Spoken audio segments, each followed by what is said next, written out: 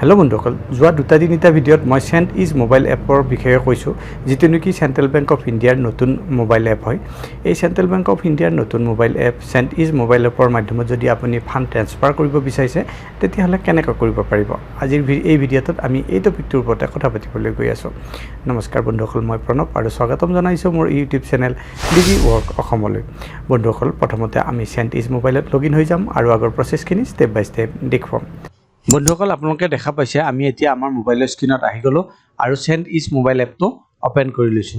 যেতিয়া এই এপটো ওপেন হৈ যাব আপুনি ইয়াত লগইন কৰক আপোনাৰ একাউণ্টত আপুনি আপোনাৰ ফিংগাৰপ্ৰিন্ট বা এমপিন বা পাসওয়াৰ্ড জি সেট কৰি ৰাখিছে তাৰ মাধ্যমত আপুনি লগইন হ'ব পাৰে একাউণ্টত আমি এতিয়া আমাৰ একাউণ্টত লগইন হৈ যাওঁ আমাৰ একাউণ্টত লগইন হোৱাৰ লগে লগে একাউণ্টৰ ড্যাশবোৰ্ডটো এনেকুৱা ধৰণে দেখা পাব যেহেতু আমি ইয়াত ফান্ড ট্ৰান্সফাৰ কৰিব লাগে সেইকাৰণে ট্ৰান্সফাৰ ফান্ডছৰ এটা অপচন পাম তাৰ ওপৰত ক্লিক কৰি দিম ট্ৰান্সফাৰ ফান্ডছৰ ওপৰত ক্লিক কৰাৰ পাছতেই এই পেজটোত আপুনি আহিব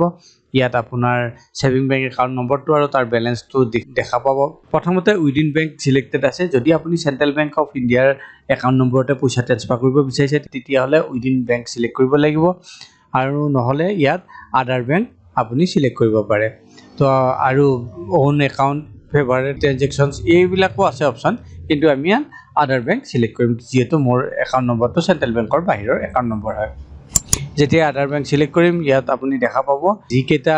আদাৰ বেংকৰ একাউণ্ট ইয়াত এড কৰি থৈছে এজ এ পেই সেইকেইটা ইয়াত দেখুওৱা হ'ব আচ্ছা ইয়াত আপুনি আগতে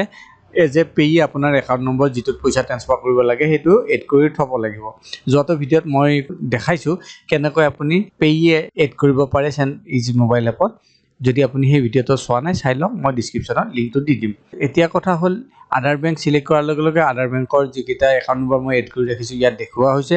সেই একাউণ্ট নম্বৰ কেইটাৰ এগেইনষ্টত প্ৰত্যেকটোৰে এগেইনষ্ট এটা পে বুটাম পাব সেই পে বুটামটোৰ ওপৰত আমি ক্লিক কৰি দিব লাগিব এতিয়া ধৰা হওক মই প্ৰথম একাউণ্টতে পইচাটো ট্ৰান্সফাৰ কৰিব বিচাৰিছো সেইকাৰণে তাৰ এগেইনষ্টত থকা পে বুটামটোৰ ওপৰত ক্লিক কৰি দিছো যেতিয়া পেৰ ওপৰত ক্লিক কৰিম ইয়াত আপোনাৰ সেভিং বেংক একাউণ্টৰ পৰা কোনটো একাউণ্টলৈ পইচা যাব সেইটো ইয়াত দেখুওৱা হৈছে তাৰ পাছত আপুনি ইয়াত এমাউণ্ট ভৰাব লাগিব তাৰ পাছত আপুনি mode of transfer IMPS NEFT RTGS এইবিলাক ভৰাব লাগিব আৰু ইয়াত ৰিমাৰ্ক সিলেক্ট কৰিব লাগিব এটা যদি আপুনি ৰিমাৰ্কৰ ওপৰত ক্লিক কৰি দিয়ে চাওক ইয়াত saving for future loan education house rent monthly expenses এইবিলাক বহুত অপচন পাব ইয়াৰ পৰা আমি এটা অপচন সিলেক্ট কৰি লম নিজৰ মন পছন্দ হিচাপত এতিয়া চাওক ইয়াত এমাউণ্ট ভৰাই দিলো 100 টকা আইএমপিএছ সিলেক্ট কৰিলো তাৰ পাছত ৰিমাৰ্কছত এনি আদাৰ পাৰপজ আমি সিলেক্ট কৰিলো আৰু তাৰ ৰিমাৰ্ক এটা দিলো সেলফ একাউণ্টত ট্ৰান্সফাৰ কৰিব লাগে কাৰণে সেলফ এচিম কৰি দিলো ট্ৰান্সফাৰ শেডুল টাইপ নাও বা লেটাৰ যি কৰিব ইচ্ছা আছে আপুনি কৰক লেটাৰ কৰিলে কেতিয়া কৰিব লাগে আপুনি ইয়াত দিব লিখিব লাগিব আৰু নাও কৰিলে তুৰন্তে হৈ যাব এতিয়া আমি নাও সিলেক্ট কৰিলো তাৰ পাছত কন্টিনিউৰ ওপৰত ক্লিক কৰি দিছো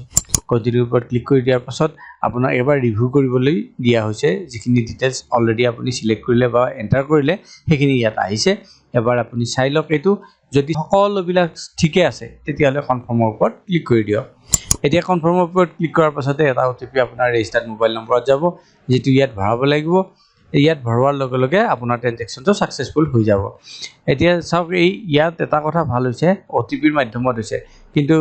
সেন্ট মোবাইল এপত ট্ৰানজেকশন পাসওয়াৰ্ড ভৰাব লাগে আছিল ট্ৰানজেকশন পাসওয়াৰ্ড আপুনি পাহৰিও যায় কিয়নো এটা লগইন পাসওয়াৰ্ড লাগিলে এটা ট্ৰানজেকশন পাসওয়াৰ্ড লাগিলে কিমান পাসওয়াৰ্ড মনত ৰাখিব কিন্তু এতিয়া ওটিপিৰ মাধ্যমত হোৱাৰ কাৰণে ডাইৰেক্ট ওটিপি আহিব ওটিপিটো এন্টাৰ কৰাৰ পাছতে পইচাটো ট্ৰান্সফাৰ হৈ যাব এতিয়া ওটিপিটো আমি ইয়াত ভৰাই দিও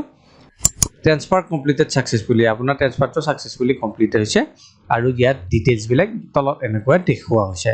আপুনি যদি এই ৰিসিপ্টখন ডাউনলোড কৰিব বিচাৰিছে তেতিয়াহলে ওপৰত যেটো পিডিএফ ডাউনলোডৰ সিম্বল আছে তাৰ ওপৰত ক্লিক কৰি দিয়ক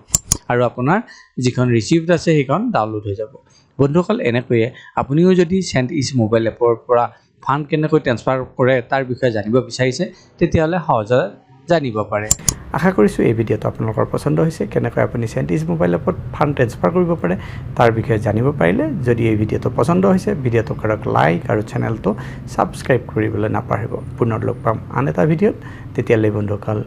নমস্কাৰ